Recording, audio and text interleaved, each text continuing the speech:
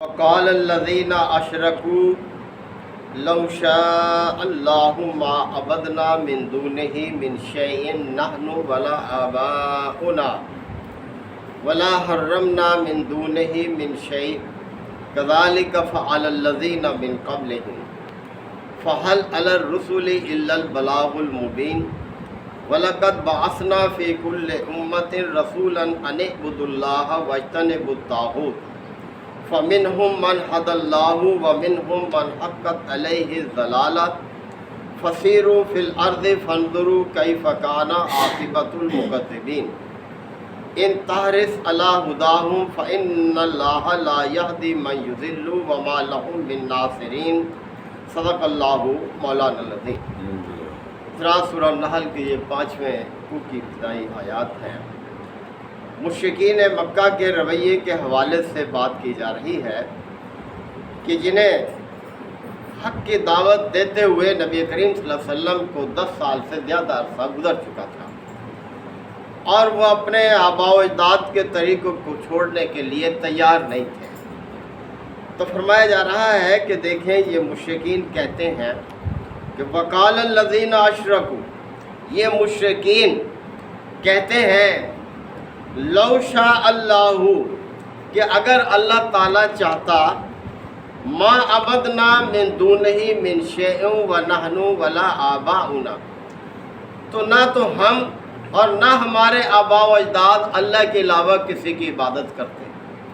دیکھیں کیسی عجیب دلیل پیش کر رہے تھے کہ اللہ تعالیٰ اگر چاہتا کہ ہم اس کے علاوہ کسی کی عبادت نہ کریں تو ہم نہ خود نہ ہمارے آباء و اجداد اللہ کے علاوہ کسی کی عبادت کرتے ہیں، یعنی اللہ کے علاوہ دوسروں کو پوجنے کے لیے وہ اسے اللہ کی مشیت قرار دے رہے ہیں کہ نعوذ باللہ، کہ اللہ راضی ہے اس چیز پر، اس نے کوئی رکاوٹ نہیں رکھی ہمارے لیے کہ ہم اس کے علاوہ اگر دوسروں کو بھی پوج رہے ہیں، دوسروں کی بھی عبادت کر رہے ہیں تو اللہ کو کوئی اعتراض نہیں ہے اس پر۔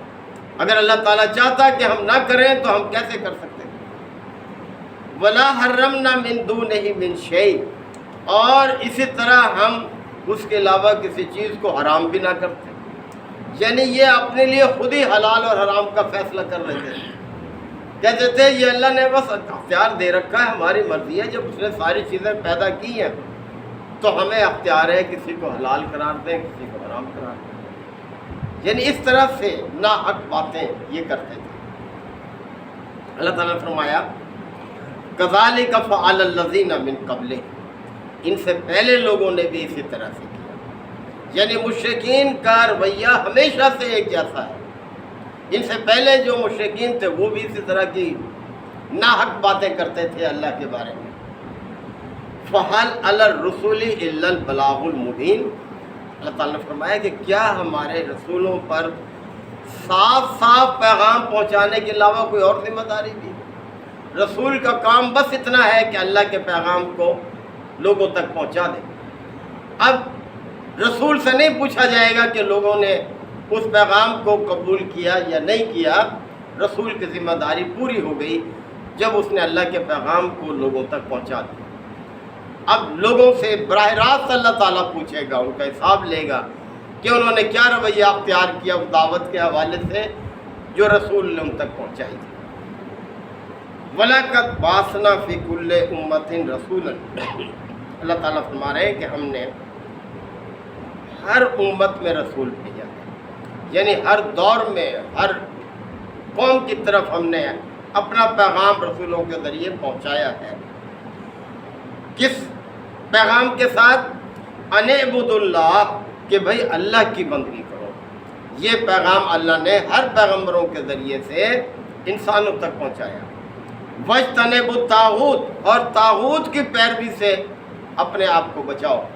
طاغوت یعنی اللہ کی سرکش ہستیاں جو ہیں، باغی ہستیاں جو ہیں، ان کی بندگی سے اپنے آپ کو بچائیں، اور سب سے بڑا طاغوت تو شیطان ہے۔ اس کے علاوہ انسان کا اپنا نفس بھی ہے، طرح طرح کی خواہشیں پیدا کرتا ہے۔ تو فرمایا جا رہا ہے کہ اس پیغام کے ساتھ ہم نے ہر امت میں رسول بھیجے ہیں کہ بھئی اللہ کی بندگی کرو اور तागूत की बंदगी से अपने आप को बचाओ। फ़मिनहुम मन हदल्लाहु, बस इनमें से किसी को तो अल्लाह ने हिदायत से फैज़याब किया। व मिनहुम मन हक़्क़त अलैहि ज़लाला, और किसी पर गुमराही ही मुसल्लत हो गई, चस्पा हो गई। अब अल्लाह हिदायत किसे देता है? जो हिदायत का तलबगार होता है, और जो गुमराही का तलबगार होता है अल्लाह ताला उसी तरफ उसकी रस्सी दराज कर देता है। अल्लाह ताला ने दीन के हवाले से ज़बरदस्ती नहीं रखी, और ऐलान भी फरमाया कि ला इकराहा फिद्दीन, दीन में कोई जबर नहीं है। अल्लाह ताला ने ज़बरदस्ती नहीं पाबंद किया। कद तबय्यन रुश्द मिनल गय, अल्लाह ने हिदायत को गुमराही से खूब वादे कर दिया है, छांट दिया है। फमन यकफुर बित्तागूत, बस जो तागूत का इनकार करेगा, वह युमिन बिल्लाह, और अल्लाह पर ईमान लाएगा, फ़क़द इस्तमसक बिल-उर्वतिल वुस्क़ा, तो उसने एक मजबूत सहारे को थाम लिया, लन फिसाम लहा, जो कभी उससे नहीं टूटेगा। तो ये है कि अल्लाह की बंदगी जो अख्तियार करेगा और तागूत का इनकार करेगा, वो मजबूत सहारे को थामने वाला है, यानी अल्लाह के सहारे को उसने थाम लिया और कभी ये सहारा उससे टूटेगा नहीं। तो अल्लाह ने जबर नहीं रखा दीन के मामले में, मर्जी हर एक को अख्तियार दिया है, चाहे तो अख्तियार करे चाहे ना अख्तियार करे, दीन का रास्ता कोई जबर नहीं है। और फिर आगे फरमाया फसीरू फिल अर्ज़, ज़रा ज़मीन में चलो फिरो तो सही, देखो, फंज़ुरू, देखो, कैफ़ा काना आक़िबतुल मुकज़्ज़िबीन, के मुकज़्ज़िबीन का, झुटलाने वालों का अंजाम क्या हुआ, ज़रा देखो तो सही। यानी जब हिजाज से लोग जाते थे शाम की तरफ सफ़र के लिए, रास्ते में वो कौम आद और समूद के मकामात आज भी मौजूद हैं, पहाड़ों में तराशे हुए उनके मकान कि जिनमें वो रहते थे, किस तरह से अल्लाह ताला ने उनको अंजाम तक पहुँचाया कि जब पैगम्बरों की बात उन्होंने नहीं मानी और उनको झुटलाने के दरपे हो गए, बल्कि उनके ख़िलाफ़ लड़ने के लिए तैयार हो गए, मरने के लिए तैयार हो गए, कत्ल करने के लिए तैयार हो गए। और नबी करीम सल्लल्लाहु अलैहि वसल्लम के साथ भी, यानी जब ये आयात नाजिल हुई, इन्हीं दिनों में आपके नऊज़ बिल्लाह कत्ल की साजिश कर रहे थे और पूरा मंसूबा भी बना लिया था और फिर घेर लिया था आके नौजवानों की, हर कबीले से लेकर अफराद एक टीम बना दी थी जिन्होंने नऊज़ बिल्लाह आप सल्लल्लाहु अलैहि वसल्लम पर सुबह सुबह हमलावर होना था। उन्होंने आके रात को घर को घेर भी लिया था। ये तो अल्लाह की कुदरत है, अल्लाह का अपना एक निज़ाम है। तो बहरहाल इनसे कहा जा रहा है कि ज़रा देखो, निकलो, और मुकज़्ज़िबीन का अंजाम क्या हुआ। इन तहरिस अला हुदाहुम, और ए नबी सल्लल्लाहु अलैहि वसल्लम अगर आप इनकी हिदायत के हवाले में बहुत हरीस हैं, फ़इन्नल्लाह ला यहदी मन युज़िल्लु, तो अल्लाह किसी ऐसे शख्स को हिदायत नहीं देता जिसे वो गुमराही में फेंक दे। वमा लहुम मिन नासिरीन, और उनके लिए कोई मददगार नहीं। अब देखें, नबी करीम सल्लल्लाहु अलैहि वसल्लम बड़ी हमदर्दी रखते थे, चाहते थे कि ये लोग बुरे अंजाम से बचें, आखिरत में इनका अच्छा अंजाम हो, ये दावत को कबूल कर लें, ये गुमराही के रास्ते को छोड़ दें, बुतों को छोड़ दें। आप सल्लल्लाहु अलैहि वसल्लम की बड़ी ख्वाहिश, बहुत आप नरम गोशा रखते थे। जैसे कि वालिदैन है, देखें बच्चे शरारत भी करते हैं, नाफरमानी भी करते हैं, लेकिन वालिदैन की ख्वाहिश होती है कि बच्चा बुरे रास्ते से बचे, अच्छे रास्ते को अख्तियार करें। तो पैगंबर के लिए भी वो सारी कौम एक औलाद की तरह से होती है। वो चाहते हैं कि हमारी कौम जो है वो दीन को कबूल करने वाली बने, अच्छे अंजाम की मुस्तहिक अपने आप को बनाए। तो अल्लाह ताला फरमा रहे हैं कि ए नबी सल्लल्लाहु अलैहि वसल्लम, इन तहरिस अला हुदाहुम, अगर आप हरीस हैं इनकी हिदायत के हवाले से, फ़इन्नल्लाह ला यहदी मन युज़िल्लु, बस अल्लाह का तो ये कानून है कि अल्लाह जिसे गुमराही में फेंक दे फिर उसे हिदायत नहीं होती। वमा लहुम मिन नासिरीन, और उनके लिए कोई मददगार नहीं होता। व अक़समू बिल्लाहि जहदा ऐमानिहिम, और ये अल्लाह की कड़ी कड़ी कसमें खाकर कहते हैं, क्या कहते हैं, ला यबअसुल्लाहु मन यमूत, अल्लाह जिसे मौत दे दे फिर उसे दोबारा जिंदा करने वाला नहीं। यानी ये इस हकीकत को झुटलाते हैं। हर पैगंबर ने इंसानों को ये बात बावर कराई है, उनके सामने रखी है कि देखो दोबारा पैदा होना है और हमेशा के लिए पैदा होना है। حساب کتاب ہونا ہے، جزا سزا ہونی ہے، کوئی اچھا انجام پائے گا، کوئی برا انجام پائے گا. کہتے تھے یہ ممکن نہیں ہے کہ پھر دوبارہ پیدا ہو. جب ہم مٹی میں ختم ہو جائیں گے، ریزہ ریزہ ہو جائیں گے، ہڈیاں بھی ہماری ختم ہو جائیں گی، تو یہ کیسے ممکن ہے کہ ہم دوبارہ زندہ ہوں؟ بلا کیوں نہیں. اللہ تعالیٰ فرما رہے ہیں وعدن علیہ حقا، یہ اللہ کے ذمے پختہ وعدہ ہے، اللہ نے وعدہ کیا ہے یہ کہ ضرور پیدا کرے گا. ولیکن اکثر الناس لا یعلمون، لیکن اکثر لوگ ہیں کہ جو اس چیز کو جانتے نہیں ہیں. لیبین لہم الذی یختلفون فیہ، اور یہ سارا اس لیے ہوگا دوبارہ پیدا ہونا تاکہ لوگوں پر اللہ واضح کر دے اس حقیقت کو جس کے بارے میں یہ اختلاف میں پڑے ہوئے ہیں.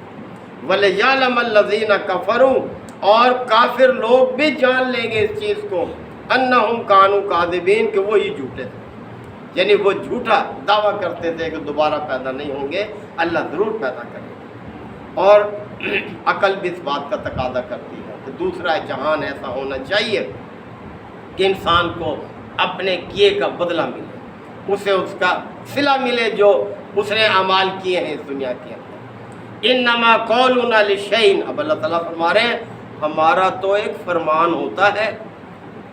انما قولنا لشیء، کسی بھی چیز کے بارے میں اذا اردناہ، جب ہم کسی کام کا ارادہ کرتے ہیں تو ہم تو صرف حکم دیتے ہیں، ان نقول لہ کن، ہم تو صرف اتنا کہتے ہیں کہ ہو جا، فیکون، اور وہ کام ہو جاتا ہے. یعنی اللہ کی شان یہ ہے کہ جب وہ کسی کام کا ارادہ کرتا ہے وہ صرف حکم دیتا ہے ہو جا، اور وہ کام ہو جاتا ہے. اسے کسی اسباب اور وسائل کی ضرورت نہیں ہے. تم کیسے دعویٰ کر رہے ہو کہ دوبارہ پیدا نہیں ہو سکتے؟ اللہ تو ایک حکم دے گا اور سب اپنے اپنے قبروں سے نکل کھڑے ہوں گے. جہاں بھی کوئی ہے، ہاں کوئی جلا دیا گیا، راکھ بنا دیا گیا، ہاں کسی درندے نے پھاڑ کھایا اسے، ہاں زمین میں وہ گل سڑ گیا، ہاں سمندر میں وہ جذب ہو گیا، کہیں بھی ہوگا، ہاں اس کے اعضاء بکھیر دیے گئے ہوں، پھر بھی سب اسی طرح سے اٹھ کھڑے ہوں گے جیسے اب تم موجود ہو، اس طرح سے ہو جاؤ گے. اللہ تو ایک حکم دیتا ہے اور کام ہو جاتا ہے، کوئی اس کے مزاحمت نہیں کر سکتا اللہ کے فیصلے، اللہ کے حکم میں. تو اس طرح سے ہے اللہ کی شان. لہذا سب کو اس بات پر یقین رکھنا چاہیے کہ ہمیں دوبارہ پیدا ہونا ہے اور ہمیشہ کے لیے پیدا ہونا ہے، اپنے اعمال کا جواب دہ ہونا ہے. لہذا اپنے اعمال کو سوچ سمجھ کر انجام دیں. اللہ تعالی ہم سب کو عمل کی توفیق عطا فرمائے.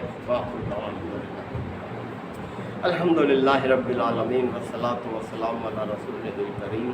ربنا آتنا فی الدنیا حسنۃ وفی الآخرۃ حسنۃ وقنا عذاب النار وادخلنا الجنۃ مع الابرار یا عزیز یا غفار یا رب العالمین. اللہم انک عفو قریب تحب العفو فاعف عنا. اللہم من احییتہ منا فاحیہ علی الاسلام ومن توفیتہ منا فتوفہ علی الایمان. یا شافی الامراض اشف مرضانا ومرضى المسلمین. یا قاضی الحاجات اقض حاجاتنا وحیاۃ المسلمین. یا رب اغفر وارحم وانت خیر الراحمین.